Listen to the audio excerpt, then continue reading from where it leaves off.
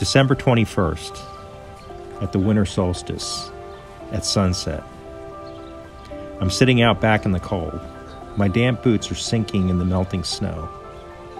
As I watch an anemic sun as it completes its lowest arc, it slides below the horizon through bare branches that are trembling in a cold breeze. Local winter birds, the cardinals, juncos, and white-throated sparrows are settling into the thickets as they report their positions to their mates with sharp chirps. The Carolina wren loudly takes possession of the shed. Mourning doves bomb in from above and disappear into the spruces. At my feet is the crazy puppy, alert, listening, watching, sensing like an Arctic meerkat. Blue-purple polarized light descends upon us and signals the end of the day and the beginning of a new year. We hold on to this last light. Finally, darkness closes in. I rise, pick up the puppy, and move through the battered storm door and into the warm interior, where the air hits me like a summer wind. I turn to the window and glimpse the last light of a dying year.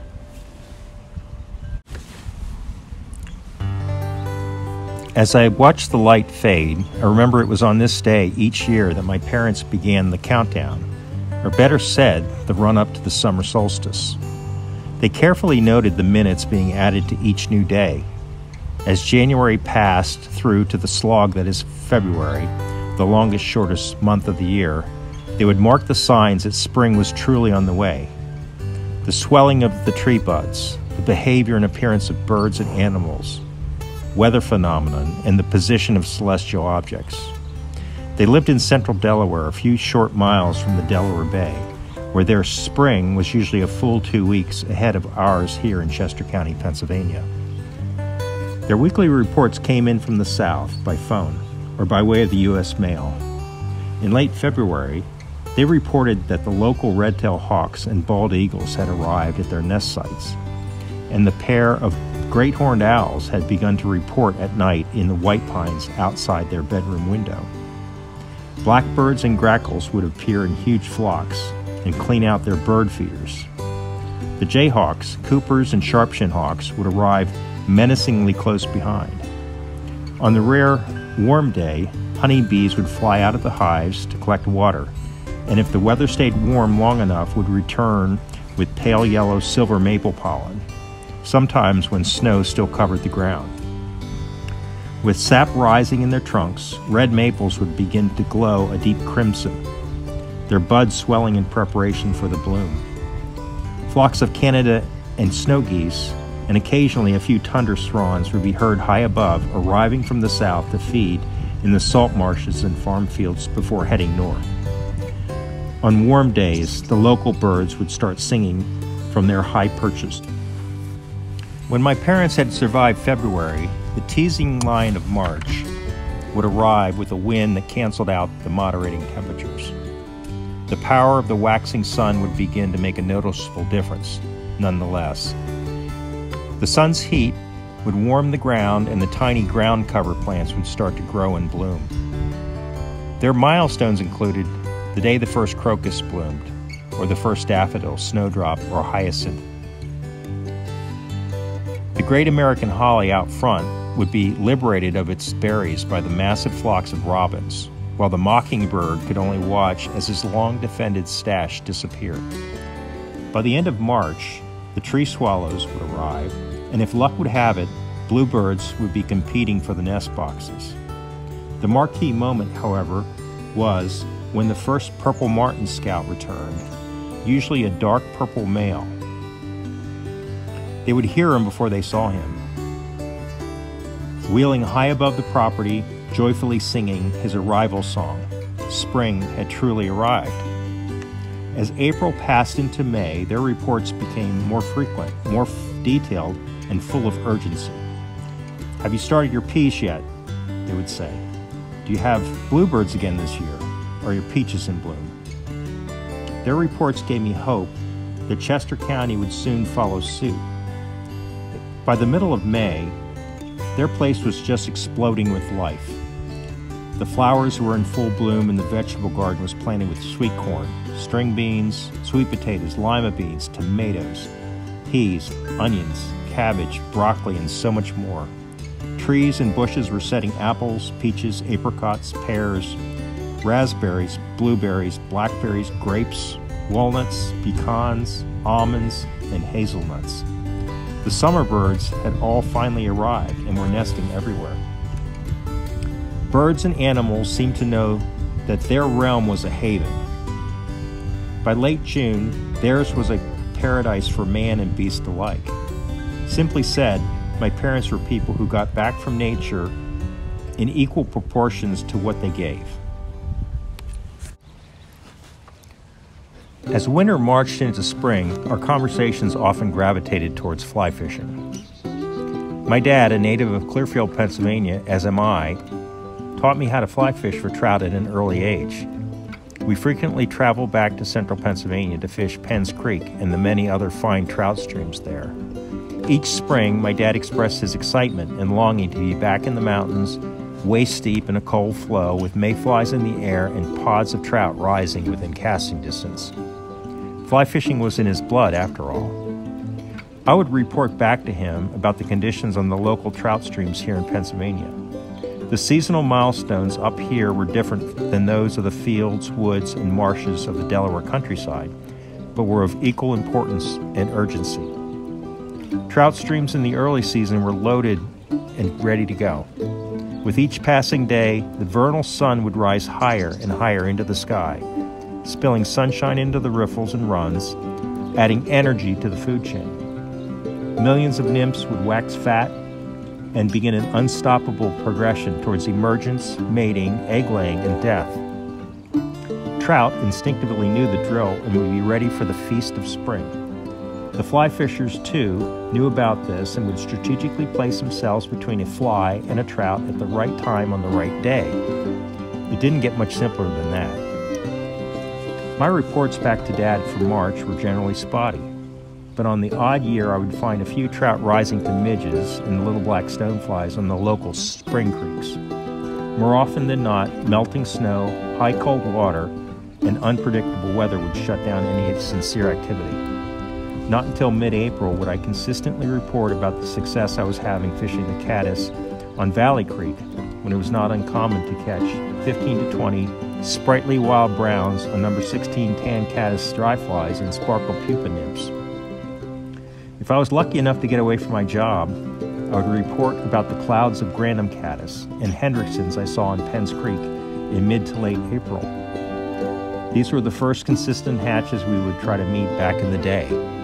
Grandams were in the air on that first day I stepped into Penn's Creek back in April 1973.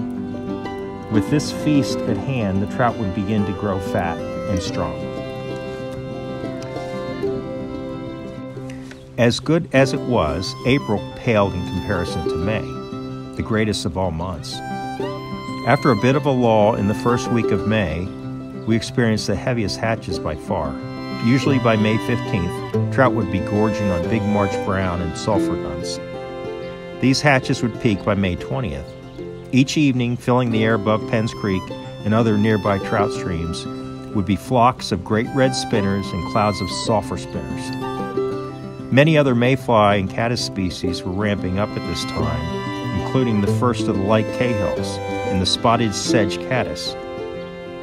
By the end of the last week of May, the huge green drake duns and their spinners, the coffin fly, would dominate. With each passing day, as one hatch morphed into another, and daytime temperatures rose progressively, dun emergence and spinner activity would occur later in the evening, until, by the last week in May, the best rise would often be after dark, when the ears surpassed the eyes and the imagination was necessary to perceive a strike. This was the time of day that Dad and I loved the best, when hooking into something large and scary in the darkness was a distinct possibility. In the early days, Dad and I would often fish in the first half of June, a tradition my son and I would carry on to this day. In June, the sun would rise early, climb high into the sky, and set late in the evening. The high sun would begin to warm the water in most streams. The better trout streams, those with limestone spring flow or under a mountain canopy, would hold on to the morning chill long enough to get through to the night. Midday rises became less frequent, except for on those rare, cool, rainy days when blueing olives or slate drakes would emerge throughout the day. The hatches of pale morning and pale evening duns would wind down as the month progressed. However, enough would be happening to keep us out on the water each evening. Fishing was more difficult than it had been in May, but it was still rewarding. The trout we landed were fat and strong from feasting on the massive spring hatches. Late June possesses a deeper significance for me, as I will explain. On June 23, 2006, we visited my dad for the last time. We were on our way to Cape Hatteras for a beach vacation and had stopped at the house in Dover to visit for a few hours before heading on south. Dad called me before we left Glenmore. We were running late as usual. He said, "Are you coming?" I said, "Yes." And he said, "Hurry home." When we arrived that afternoon, my mom greeted us and told us that Dad had had a rough night and had slept very little.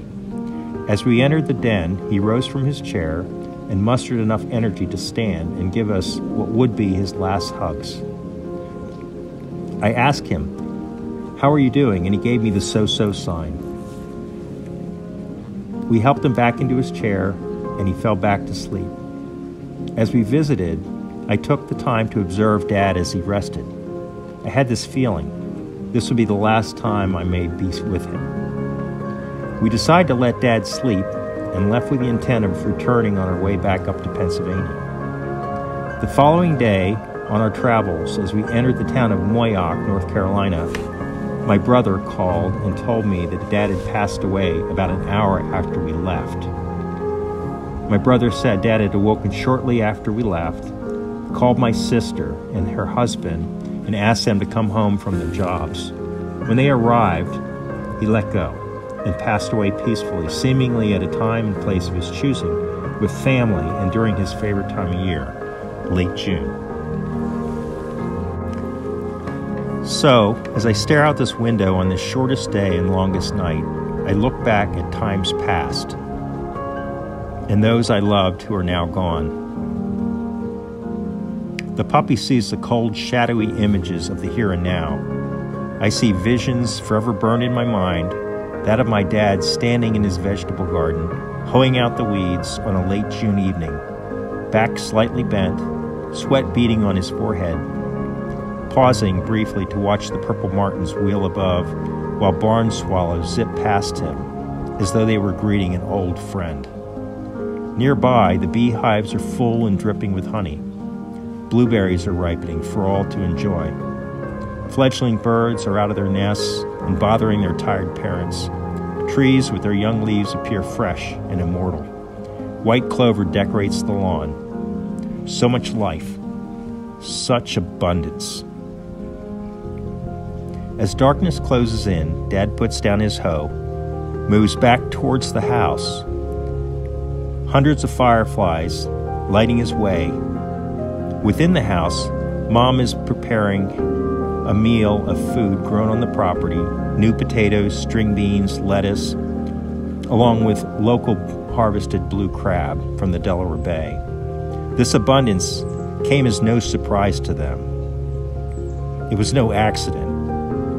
It was carefully planned and anticipated with a sense of optimism since the turning of the year 6 months before. 6 months from now, I'll probably be sitting behind the house, marking the summer solstice, and I will not be alone. I will hear the joyful sounds of abundant life, the sounds of many birds, generations of birds, sounding off all at once. Rising above the cacophony, I might hear the squawking voice of a fledgling crow, the homely youngster, having left the nest a bit too soon, lurching about in the grass towards a patch of shade. Its parents will be voicing their concern as I pick up the grotesque thing and place it onto a low branch and move away. I envision myself sitting out back on a fragrant, warm, late June evening with a wife and a beer and a kid or two and and a dog instead of a puppy, watching fireflies begin their spectacle, and noticing when the first bat appears overhead. I will resolve to count my blessings. I will take stock in what our hard work, love, and nurturing has accomplished. I will realize that although the days will begin to get shorter, there will be so much to look forward to. The first sweet corn, the cicadas by day, and the katydids by night.